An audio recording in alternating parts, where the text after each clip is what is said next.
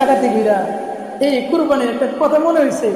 এক ইমাম সাহেব ওয়াজ করতেছে কুরবানির ফজিলত শূন্য, তো আরেকজন মামুর বাড়ি গেছে, গিয়া কি করছেন, বালাগুড়া বাচ্চা চুরি বিরানি মামুর বাড়ি থেকে লয়া আয় করতেছে। ইমাম সাহেব যখন 3টার সময় উঠছে তার নামাজ পড়তো, ইমাম সাহেব দেখতেছে কি তুমি গুরুত্ব আনলাম, গত সপ্তাহে যে আলোচনা করছেন কুরবানির আলোচনা, ফজিলতের আলোচনা, আলোচনায় শুনে অন্তর আর ঠিক থাকতে পারে নাই, লয়া বলছি গুরু একটা কিন্তু কেমনে আনছো, ওরা লয়ে বলছে মামুর বাড়িতে কই আনছো না চুরি। হুজুর জানি আপনি শুনলে এই ফেসটা লাগাইবেন, এই ফেস যে লাগাইবেন এটা আমি জানি, তো আনছি কেন হয়েছে কুরবানির ফজিলত আর চুরি করার গুনাহ সমান হয়ে যাবে, মাঝখানে গোস্ত খামো খাও, বুঝছেন নেই, মাঝখানে গোস্ত খামো খাও।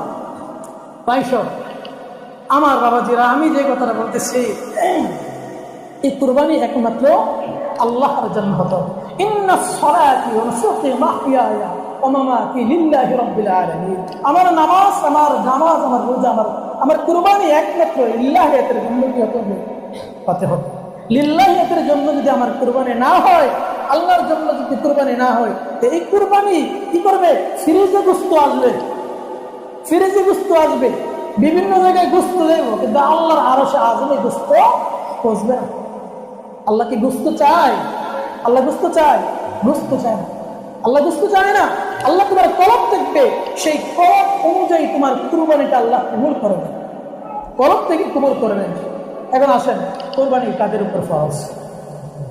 কুরবানি কাদের উপর ফরজ?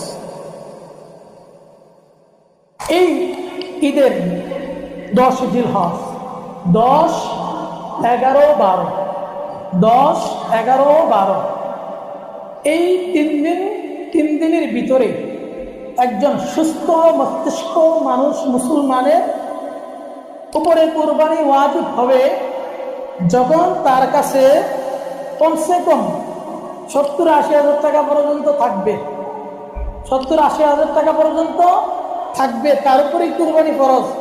এখন দেখেন আমার কুরবানির এই টাকা পর্যন্ত আছে কিনা, একবারে বাংলা বললে স্বর্ণ কেউ কইছি না, রূপার কোনো কথা কইছি না, একবারে মূল টাকাটা বলে দিলাম। 70-80 টাকা যদি কার কাছে থাকে তাহলে তার উপর কি হবে? কুরবানি হবে।